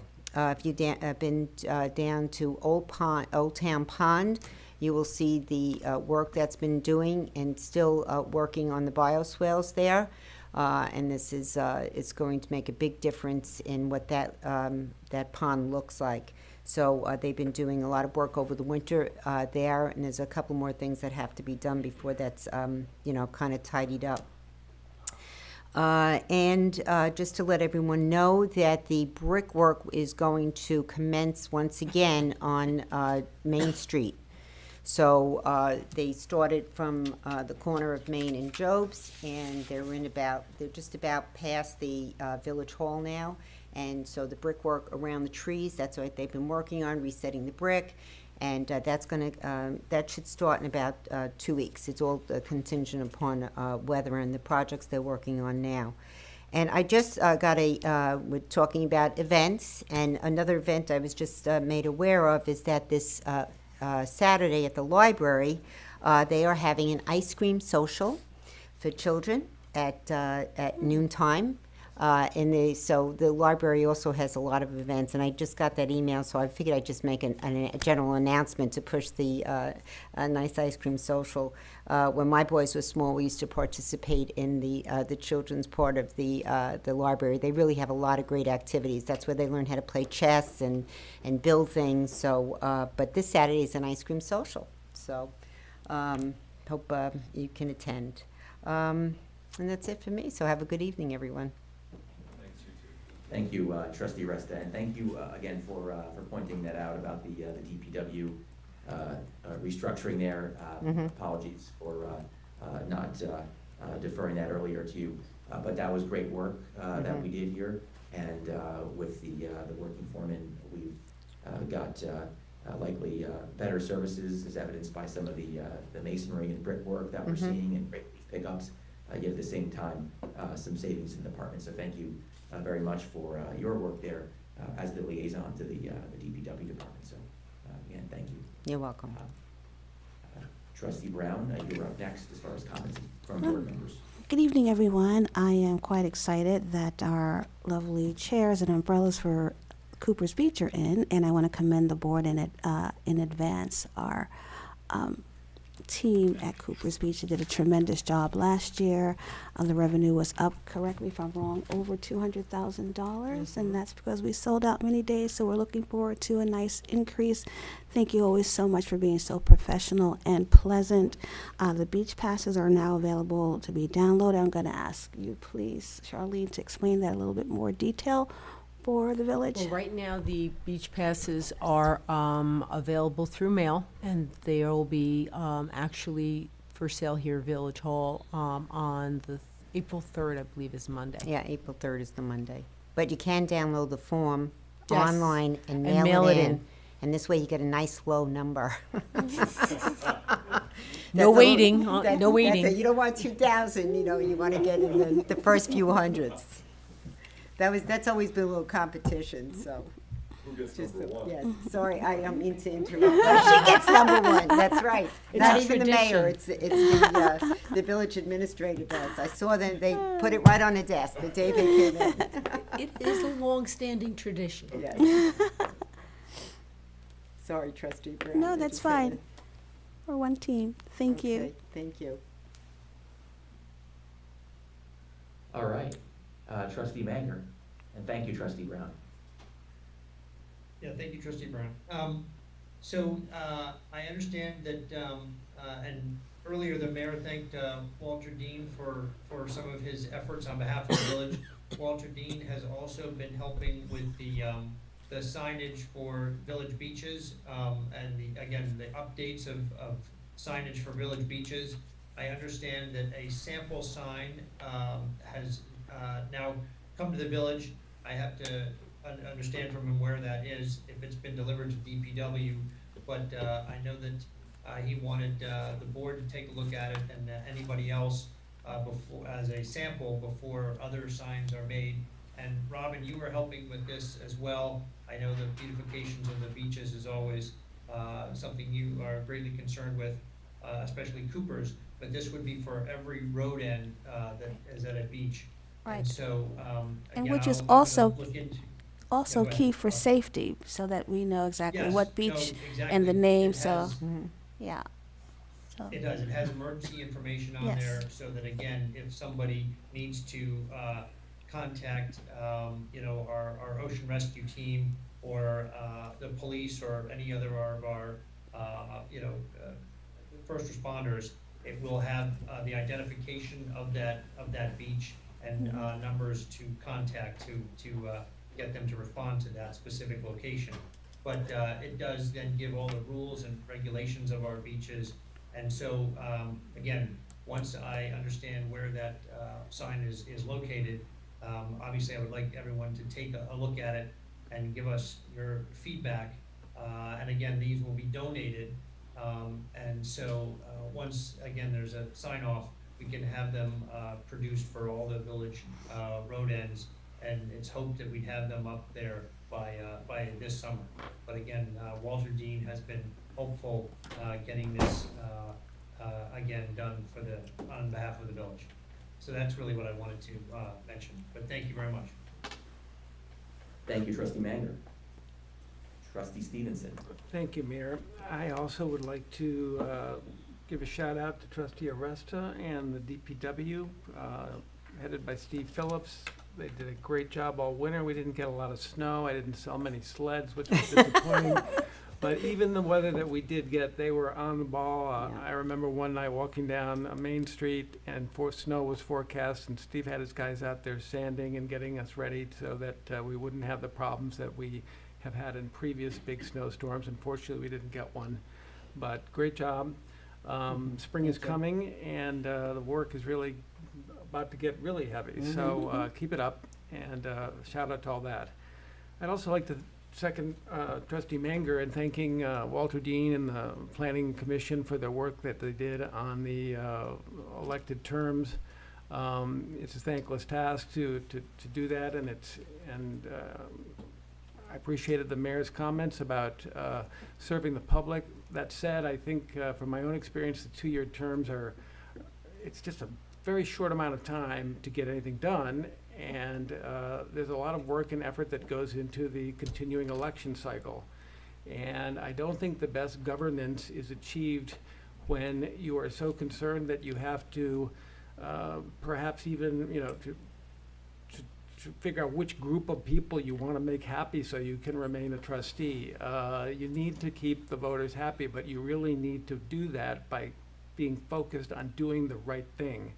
And that's what I've always tried to do, and I think having a longer term, you can focus on longer term goals, getting accomplished what needs to be done, and not having to waste time and energy of village people. Village Clerk Sweeney spends a lot of time on the election. I'm not sure if her time gets calculated into the costs of the election, but she certainly spends a lot of time on it. And it really, it just takes a lot of effort to be continually campaigning. So I think that what the board recommended, the Planning Commission recommended, actually makes a lot of sense and would lead to better governance. That said, thank you very much. Welcome spring. Looking forward to it. Thank you. Thank you, Trustee Stevenson. I just wanted to start by letting everyone know that our Southampton Village Fire Department went over to Dublin to celebrate St. Patrick's Day, where they were greeted by the Irish or Dublin Fire Brigade, whom the fire department has this really long-standing and outstanding relationship with. And it's my understanding that the Irish Fire Brigade really rolled out the red carpet for our fire department. And so while they just returned from an exciting trip representing the village in Ireland, now will be our turn. So when the Irish Fire Brigade comes this July 4th, the village should do whatever we can to make sure that we give them the warmest and best possible welcome. So that's something that we should definitely do when they arrive, but I understand it was a great trip, and one day maybe we all can go over there as well. So that was very exciting.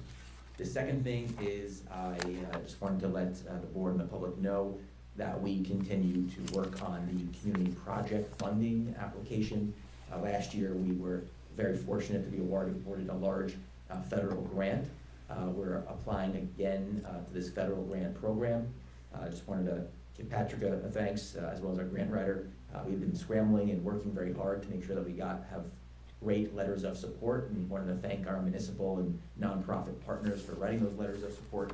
But it was a very tall order today to make sure that we can get these letters of support in, and it's something that we basically spent the lion's share of the day working on to make sure they were all done correctly and as per protocol.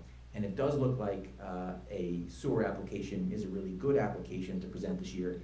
It's my understanding that the federal government right now is reducing some of their spending, but any infrastructure projects that go hand in hand with federal objectives at the moment will be considered a good grant application. So knock on wood, I think we'll have a good chance again this year. It's unlikely to constantly be awarded these grants, but if we can win a second round here, that will be a big win for the village, particularly in light of all the work that we're doing in conjunction with the sewer task force. So we'll have a good meeting in April. We've got the budget public hearing. We've got the Arts and Culture Overlay District. So thank you again to this board. Trustee Manger, thank you for your help there as well. And I think we're making good progress here on a number of issues, and looking forward to working with the board and working as a team on getting all that done. So with that being said, I'd like to make a motion to adjourn to executive session for the purpose of discussing contractual, legal, and personnel matters. Is there a second? Second. All in favor? Aye. Aye. Motion to, did he? No, you guys have to make a motion. Okay. Make the motion. Is there a second? Second. Second. All in favor? Aye. Aye. All right, we're back in public session. The time is 9:05 p.m. Are we being recorded now, or are we live? Yes, we are. Okay, so the time is now 9:06 p.m. I'd like to make a motion to adjourn the meeting. Is there a second? Second. No, we're gonna All in discuss. favor? Oh, Excuse me. I misunderstood. Can you please ask that again so I can be clear? Is there a second? No, To open the meeting. no. Can you? No, we're. No second to close the meeting. Okay. Well, Okay, I'd like to bring up a discussion, the installation of the bellies on Main Street. It came to my understanding this week that you stopped DPW from the installations of the bellies that we've been, big bellies, the big belly trash cans that we purchased. We've been working on this for 2 years, and they were ready to roll them out this week, and it came to my understanding that you stopped the men from installing the bellies. So I just want a consensus with the, so I really don't understand why, if you'd like to explain, or otherwise I just like a consensus from the rest of the board to continue the installation of a plan that that's been in place for over 2 years. And $65,000 of the taxpayers' money. thank you very much for those comments, Trustee Aresta. We're definitely very excited about these garbage cans. They're solar powered. They can compact a lot of garbage, so I think they'll help with the cleanup of the downtown and make our downtown look better. One thing I think the board should just consider is to have a look at the Big Belly, and then we could work together as a team as to where we can place those around the villages. Because if they're placed in the wrong locations, they might not look so aesthetically pleasing. I remember Trustee Nancy McGann and her team, did a lot of work to make sure they really picked out the right garbages with the right color for the village downtown. And those garbage cans do have an overall effect of the aesthetics of the downtown. So I think it's really important that as a team, we go down to the DPW yard, have a look at them, and make sure they're placed in the right locations. If placed in the wrong locations, it could have a negative aesthetic effect in the downtown. And I was talking to the mayor of East Hampton, a few months ago. They just replaced their garbage cans. They got mixed reviews. They might be a little more efficient, but they got some mixed reviews over there. So basically, I think we really should be a little strategic about where they go.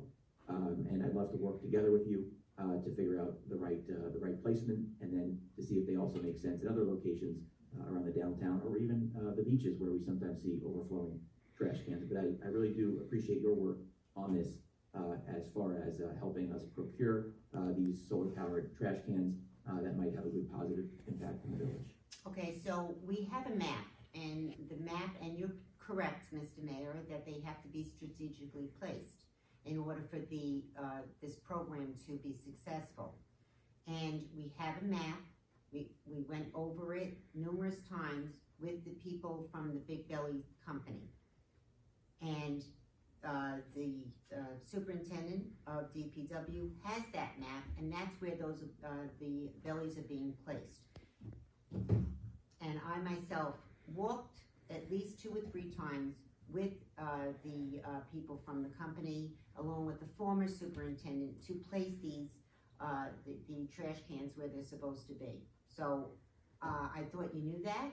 They're not just being put anywhere.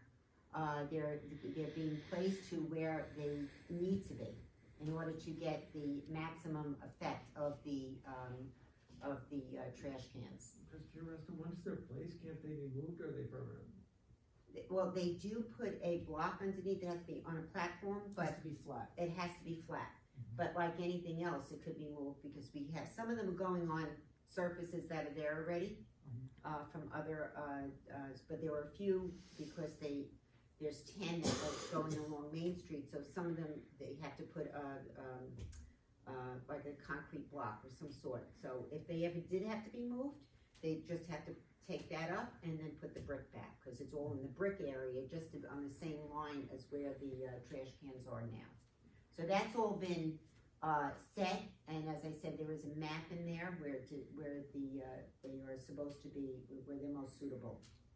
You can't have 2 together. There's more on the crosswalks, so you have to have one opposite on each side of the crosswalks, because that's when people most likely throw out their garbage, is when they're at the crosswalk and they get rid of their garbage before they cross the street. That just happens to be a natural way, what things do naturally. So they advise us to put them where there wasn't one before, where it should be. So this was all done with the professionals. It's not haphazard, place it here. It was all strategic. There's a map and plan for this. I know one of the biggest complaints we had last summer, was the overflowing trash cans. So this goes a long way to solving that problem. So we really should make our best effort to get these installed before Yes. the season starts. And there's also a system, because they get a beep if one gets full.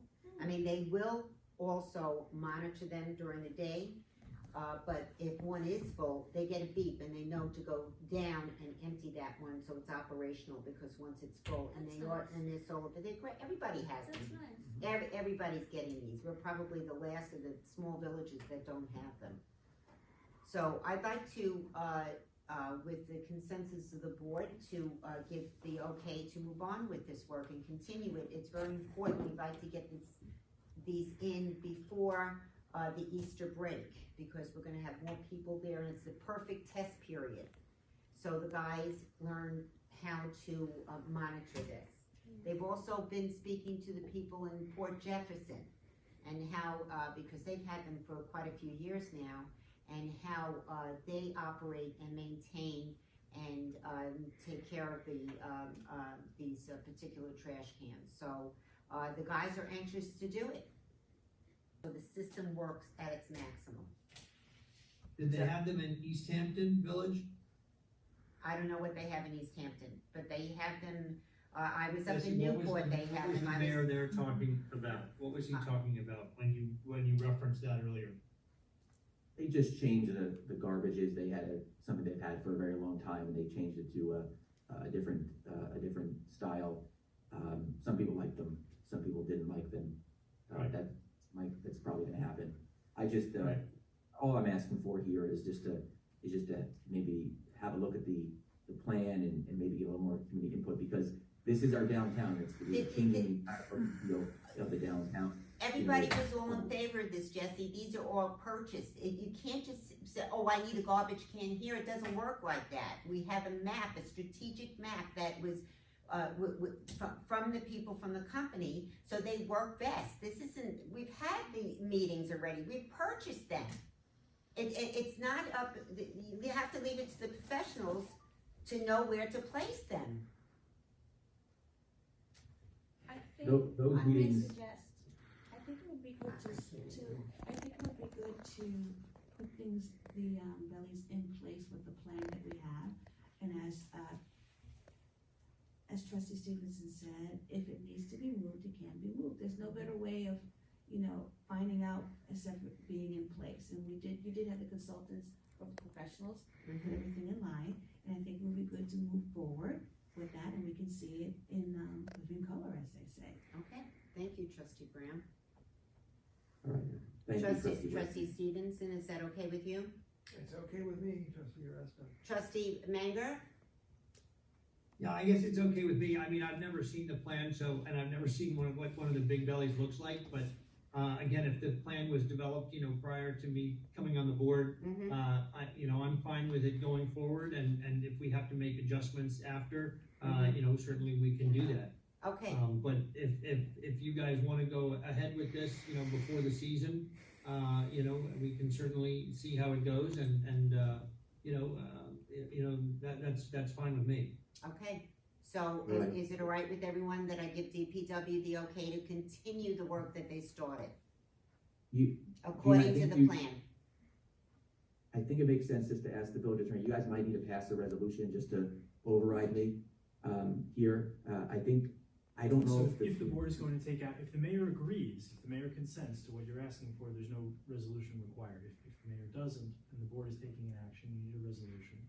Okay, Mayor, what's your position? I think the board should just pass the resolution to override me here, and I just want to point that. So, One Mayor, thing you're for the going on record that even though you authorized the spending of $65,000, you don't want them installed? No, that's not what I'm going on record here. well, that's what it sounds like.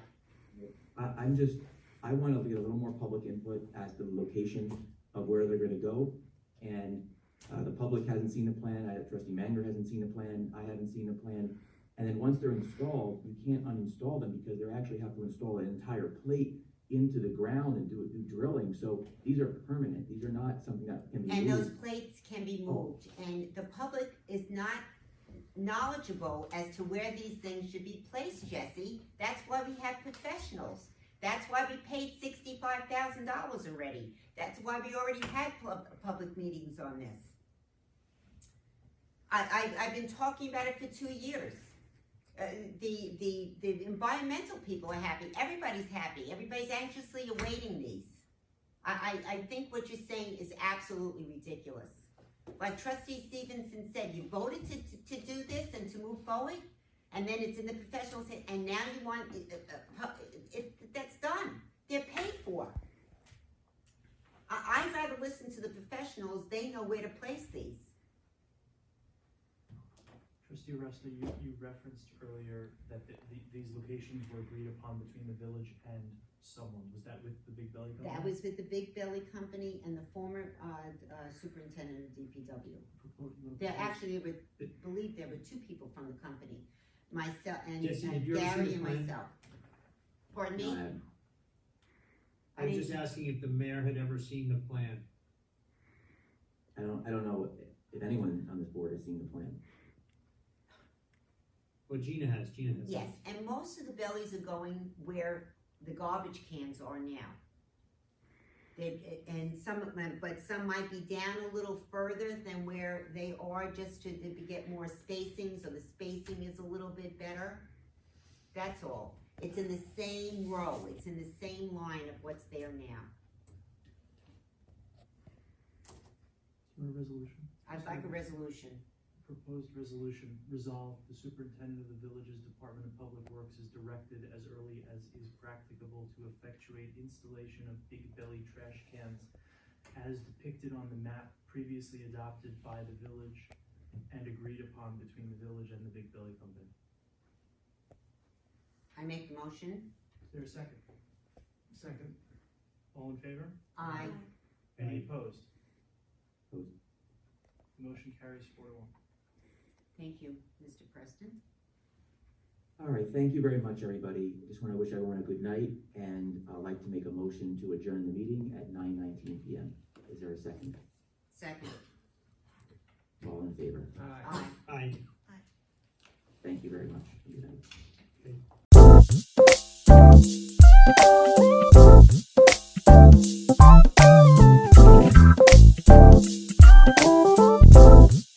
Okay.